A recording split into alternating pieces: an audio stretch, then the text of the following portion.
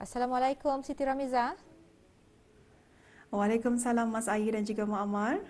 Ya, apa khabar pagi ini? Alhamdulillah pagi ini kami semua di sini berada dalam keadaan yang baik. Baik, Alhamdulillah. Alhamdulillah. Baik, Siti Ramiza, tadi dari daerah itu mengkongsikan mengenai tanaman.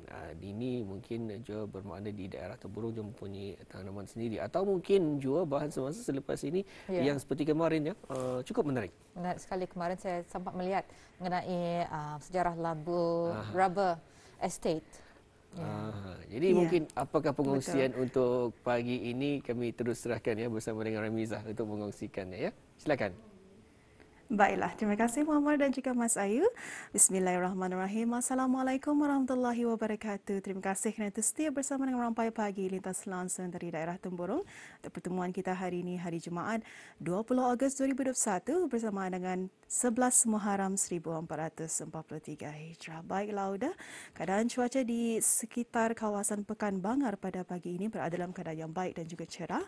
Dan juga apa yang diharapkan Auda berada dalam keadaan yang sihat dan juga sama-samalah kita ni membacakan doa kepada Allah Subhanahu Wa Taala untuk sama-sama meminta perlindungan agar kita ni sama-sama diberikan perlindungan dalam penularan COVID-19 yang telah pun berlaku di negara kita ni, negara Brunei Darussalam, dan juga agar kita ni ditabahkan hati untuk sama-sama mematuhi segala SOP yang telah pun ditetapkan oleh Kementerian Kesihatan Negara Brunei Darussalam. Baiklah, Oda, sebelum kita melihat antara bahan rakaman yang telah pun dimuatkan untuk pagi ini akan dikongsikan bersama terlebih dahulu, yang mana bagi lokasi pembayaran pencen-pencen dan kebajikan bagi daerah Temburong akan dibahagikan ke beberapa kampung dan juga beberapa tempat, ya Auda, bagi mukim-mukim yang ada di daerah Temburong, iaitu bagi mukim Bokok, Kampung RPN Ratai ditempatkan di Dewan Kemasyarakatan Kampung Ratai, bagi Kampung Bokok di Dewan Sekolah Rendah Bokok Lama, dan Kampung Lepong dan Kenua iaitu di Dewan Rumi, bagi Kampung Belais di Masjid Kampung Belais, dan Kampung Ratai STKRJ Kampung Ratai ditempatkan di Dewan Sekolah Rendah Ratai. Bagi Mukim Bangar pula, bagi Kampung Menengah ditempatkan di Balai Raya Kampung Menengah, Kampung Batang Tuau dan Puni ditempatkan di Dewan Sekolah Rendah Puni, dan Kampung Belingus pula ditempatkan di Balai Raya Kampung Belingus. Seterusnya bagi Mukim Amor pula, Kampung Selangan ya Auda sebetulnya di Dewan Haji Roni, Kampung Amor di Dewan Sekolah Rendah Amor, dan Kampung Sumbiling Baru dan Sibut di Balai Raya Kampung Sibut. Bagi Mukim Batu Apoi pula, Kampung Tanjung Bungar di Kompleks Sukan Batu Apoi, Kampung Batu Apoi dan Gadung Baru ditempatkan di Balai Raya Kampung Batu Apoi, dan Kampung Selapun pula ditempatkan di Balai Raya Kampung Selapun. Bagi penerimaan pencen dan kebajikan di Mukim Labu, iaitu bagi Kampung Senukoh ditempatkan di Balai Raya Kampung Senukoh, dan Kampung Piasau-Piasau dan Labu Estate ditempatkan di Masjid Kampung Labu. Jadi apa yang diharapkan kepada penerima pencen dan juga kebajikan untuk sama-sama mengambil maklum tentang perkara ini. Jadi apa kata Auda, selepas ini kita saksikan bahan visual yang telah pun dimuatkan untuk Auda saksikan bersama. Kita saksikan.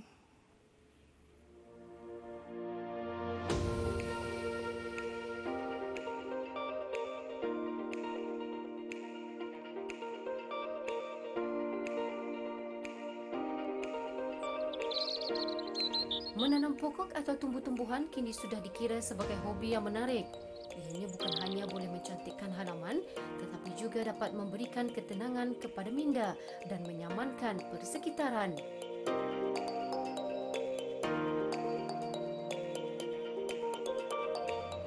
Hobi ini juga dapat menyerlahkan kreativiti dan memberi ruang kepada kita dan keluarga untuk meluangkan masa bersama. Menanam pokok turut memupuk sifat tanggungjawab dan komitmen yang tinggi kerana selepas ditanam, pokok memerlukan penjagaan rapi seperti jadual penyiraman, membubur baja dan memastikan tanaman mendapat cahaya matahari yang secukupnya.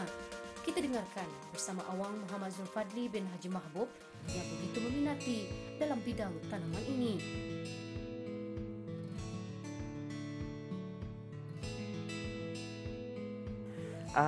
Sewaktu cuti sekolah ini memanglah ini masanya kita ni untuk berehat sebenarnya, untuk berehat daripada kerja dan juga segala meeting apa kan. So ini masanya saya, kalau bagi saya sendiri, saya akan membuat sesuatu yang saya suka. Yang saya suka iaitu bertanam tanaman, menganukan tanaman lah. Seperti sebagai contoh yang seperti dapat kita lihat, kalau masa ni kita ni trend masa ni orang mengumpul tanaman hias. So alhamdulillah kalau saya suka keladi Batak pun sudah setahun lebih sudah ni. So jadinya dari sana nampak keladian ni bukan saya keladi tapi ada tumbuhan-tumbuhan lain. Dorang tu macam kata orang hidupnya segar. Artinya makin excited kita ni kan, macam kalau saya sendiri untuk menambah lagi collection saya tu. Alhamdulillah. Okey, kalau keladi saja ada dalam saya dapat rasa dalam 60 lebih jenis lah. 60 lebih jenis. Tapi memanglah kalau kata orang keladian ni ada tumbuhnya ada matinya. So jadinya itu adalah kata orang pusingan hidupnya. So jadinya alhamdulillah okey so far, asal saja cukup dia punya bajanya, siraman airnya, so insyaallah ia akan dapat hidup lama lah berbandingkan kalau dibiarkan macam itu saja. Menurut beliau lagi, manakala rutin penyiraman tanaman hias haruslah mengikut cuaca di sesuatu tempat itu. Sebagai contoh, sekiranya hujan berpanjangan, ianya hanya perlu menyiram sekali sehari sahaja. Jika cuaca panas, istilah 2 hingga 3 kali sehari.